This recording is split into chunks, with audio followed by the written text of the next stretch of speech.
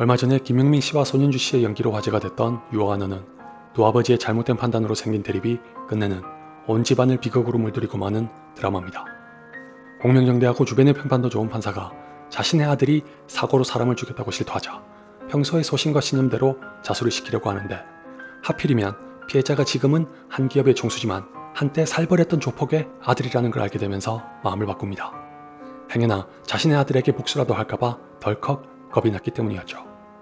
그때부터 이 사람은 오로지 아들을 살리기 위해 판사라는 직업을 버리고 아버지로서의 의무에 몰두해 법이니 도덕이니 윤리니 하는 건 모조리 내팽개칩니다. 그렇게 수단과 방법을 가리지 않으면서 기필코 사건을 덮기 위해 발버둥 치는 꼴을 보고 있자니 문득 이런 의문이 생깁니다. 저 볼성사 나온 원동력은 거리낌 없는 위선에서 나오는 걸까? 아니면 원래 인간이란 존재가 다른 무엇보다 본능에 충실하도록 살게 된 걸까?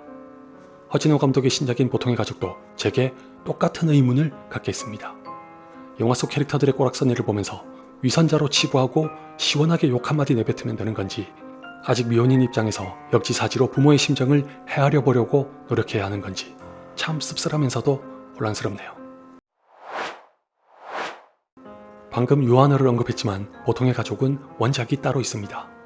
헤르만 코우 작가가 쓴 더 디너라고 하는 소설로 이 소설이 어찌나 좋은 평가를 받았는지 자국인 네덜란드와 이탈리아 그리고 미국까지 이미 총 3번이나 영화로 제작됐을 정도입니다. 저는 셋 중에서 2015년에 개봉했던 이탈리아의 영화만 봤는데 벌써 10년 가까이 지나서 자세하게 기억하지 못해도 보통의 가족의 원작이 더 디너라는 글을 봤을 때 대번에 이 영화가 떠올랐습니다. 그만큼 재밌게 봤었다는 뜻이기도 하지만 당시의 영화를 보고 원작은 어떤지 찾아보기까지 했었기 때문입니다.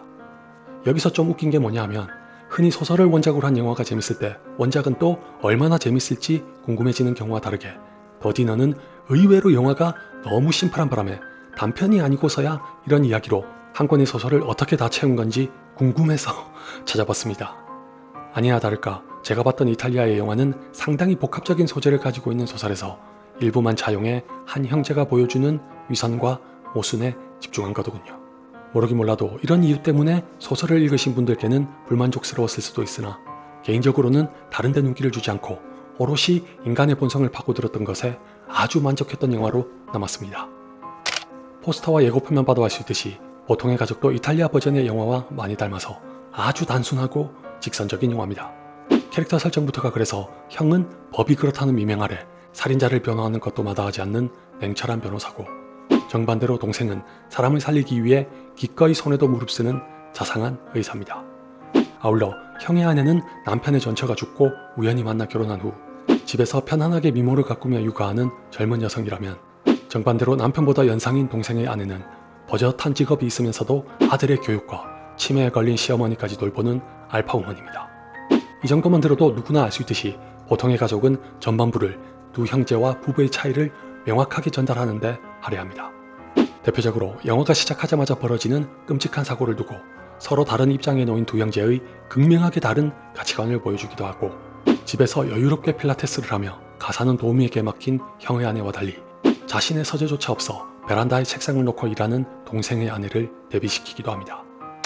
이렇게까지 다른 삶을 사는 와중에도 형제랍시고 한 달에 한 번은 꼭 함께 모여 고급 레스토랑에서 식사하는 자리를 갖는데, 보통의 가족에서는 바로 이 가족 간의 식사가 갖는 상징적인 의미 따위는 흔적도 없이 지워집니다. 대신에 다양한 인간들이 이룬 집단에서 거의 빠짐없이 일어나는 온갖 심리적인 갈등과 충돌로 채우죠.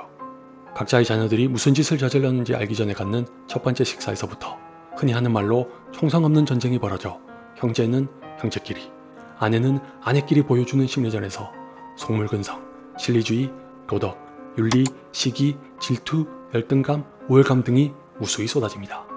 보통의 가족은 이것으로 나눈 차이를 양분 삼아 일군 땅에 두 번의 식사를 더하고, 참 절묘하게도 각각의 식사는 전개, 위기, 절정에 놓여 영화의 긴장을 팽팽하게 유지하는 역할을 합니다. 개인적으로는 장동건 씨가 연기한 동생이 설경구 씨가 연기한 형에게 갖는 미묘한 감정을 아주 약간만 더 드러냈더라면 어땠을까 하는 아쉬움이 남습니다. 만약 그랬다면 좀 갑작스러워 보일 수도 있을 결말에서의 변화가 한층 받아들이기 쉬웠을 것 같지만, 한편으로는 지금도 서로 다른 캐릭터의 성격을 묘사하고 대비시키기 위해 간간히 자기적인 장면과 대사가 들어간 게 거슬렸으니 허진호 감독의 판단이 옳았던 것 같기도 합니다. 사실 전 보통의 가족을 제작한다고 들었을 때 좀 의아했습니다. 그도 그럴 것이 벌써 3번이나 영화로 만들어진 걸 굳이 이제 와서 우리나라에서까지 영화로 만드는 것에 회의적이었기 때문인데, 막상 직접 보니 정말 아이러니하게도 지금 우리나라에 딱 어울리는 영화라는 걸 인정할 수밖에 없었습니다.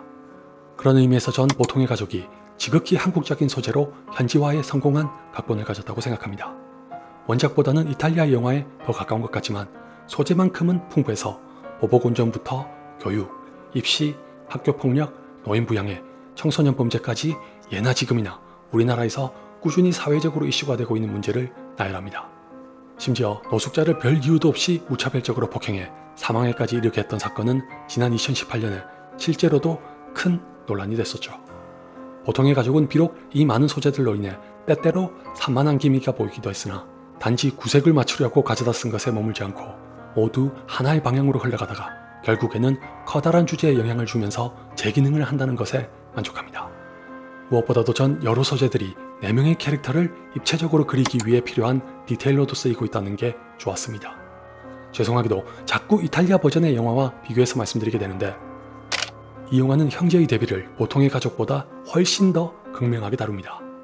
외모, 성격, 가치관 등에서 다르다 못해 차라리 앙숙으로 본다고 해도 무리가 아닐 지경이라 형은 직장에서나 집에서나 찔러도 피 한 방울 안 나올 사람인 것 같은 반면, 동생은 인류애가 넘쳐 환자와 주변의 동료에게 참으로 선하디 선한 사람입니다. 이런 대비 때문에 이탈리아 버전의 영화에서 두 사람은 극단적인 차이를 보여주는 반면, 보통의 가족은 인간성의 측면에서 캐릭터를 제목에 걸맞게 어디에서나 어렵지 않게 볼 수 있을 만한 사람으로 묘사합니다. 예를 들어 형은 마냥 돈에 환장해 범죄자를 변호하는 것도 서슴지 않는 캐릭터에 머물지 않고, 딸이나 아내와의 관계에서는 상당히 따뜻하고 자상한 면모를 보여준다면, 동생과 동생의 아내는 치매에 걸린 어머니를 부양하고 해외로 자원봉사까지 다니는 박애주의자답지 않게 형과 형수에 대해 천박한 농담까지 늘어놓으며 웃는 보통의 사람이기도 합니다. 보통의 가족은 이렇게 입체적으로 묘사하는 과정에서 여성 캐릭터의 비중도 키웠는데, 개인적으로 가장 마음에 들었던 건 수연씨가 연기한 형의 아내인 지수입니다. 이 캐릭터는 이탈리아 버전에 이어 보통의 가족에서도 비중과 분량은 가장 적지만 형에게 일어나는 변화에 중요한 역할을 하는 것과 더불어 두 번째 아내이자 계모라는 관계의 특수성 때문에 4사람 중에서 유일하게 일반적인 또는 정상적인 또는 이질적인 반응을 보여줍니다. 아마도 지수라는 캐릭터가 있어서 관객들도 잠시나마 한 걸음 뒤로 물러서서 영화 속 논쟁을 바라보게 될 것 같고, 지수 덕분에 김희애 씨가 연기한 거의 광기에 사로잡힌 맹목적인 어머니 같은 캐릭터도 더 누드러집니다. 단 개인적으로는 보통의 가족이 내세운 입체적인 묘사가 가져오는 부작용도 있다고 생각합니다.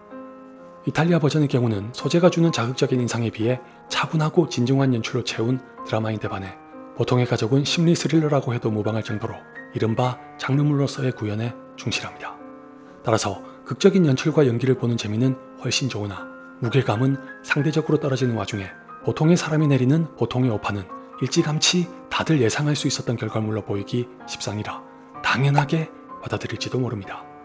역으로 이탈리아의 영화는 평면적이었던 캐릭터가 변수를 마주하면서 갈등에 빠져 괴로워하는 광경이 도리어 공감과 몰입을 유도한다는 게 두 영화의 가장 큰 차이인 것 같습니다. 여러분도 보통의 가족을 직접 보시면 저와 비슷하실 것 같은데, 어쩔 수 없이 자연스레 떠올리게 되는 영화가 많습니다. 대표적으로 손자가 저지른 악행을 알게 되면서 갈등에 빠졌다가 어렵사리 결심하고 행동에 옮기는 할머니가 등장하는 실화거나, 아들이 누명을 쓴 줄 알고 홀로 사건을 파헤치다가 진실을 알게 된 후에도 받아들이지 않았으나 끝내 커다란 충격을 받고 실성하는 어머니를 담은 마더도 있고, 딸이 무참하게 죽자 손수 범인을 잡아 복수하려고 나서는 아버지를 통해 청소년 범죄를 어떻게 다뤄야 할 것인지 고민을 안기는 방황하는 칼날, 그리고 설경구 씨가 보통의 가족에서와 마찬가지로 청소년 범죄 가해자의 아버지이자 변호사를 연기했던 네 부모 얼굴이 보고 싶다 등등 공통점을 가진 영화가 많습니다. 그중에서도 저는 네 부모 얼굴이 보고 싶다를 본 후에 나라도 그렇게 했을 것 같다는 반응을 읽고 큰 충격을 받았던 걸 아직도 잊지 못합니다. 어째서 나라면 어떻게 했을까라는 고민도 아니고 그렇게 단정할 수 있는 건지 저로선 도무지 알 수 없었죠. 설상가상 공감하는 사람들도 적지 않았던 걸 보고 너무 혼란스러웠습니다. 분명 입에 담기도 힘든 밀양의 그 사건에서 가해자들의 부모란 작자들이 내뱉었던 언행에 다수가 분노했었는데 이 영화고 저 영화고 간에 부모의 입장을 대리 체험하고 그들의 결정에 공감하는 관객들이 많은 걸 보면서 당혹스럽다고 한다면 제가 이상하거나 순진한 걸까요? 더 나아가 진짜 현실은 그렇기 때문에 이 영화의 제목이 보통의 가족일 수밖에 없다는 생각까지 하게 되니 와일드 로봇에서는 감동적으로 와닿았던 대사를 전혀 다른 의미에서 쓰게 됩니다. 삶이란 참 묘하네요. 그럼에도 불구하고 보통의 가족은 개인적으로 허진호 감독의 영화 중에서는 행복 이후로 가장 마음에 듭니다. 이탈리아 버전의 영화와는 다른 결말을 보면 예전 같은 냉정하고 허무주의적인 시각을 아직 갖고 있는 것 같아서 반갑기도 했습니다. 전반적으로는 장르에 매몰된 연출이 정작 탄탄하고 깊이 있는 전개는 다소 등한시한 것 같다는 인상도 주긴 하지만 그 공백을 디테일로 채우면서 뻔하다면 뻔하고 단순하다면 단순한 이야기를 타이트하게 밀어붙인 건 좋았습니다. 무엇보다도 이 정도면 애써 우리나라에서도 영화로 제작하는 의미는 있는 것 같아 다행이네요.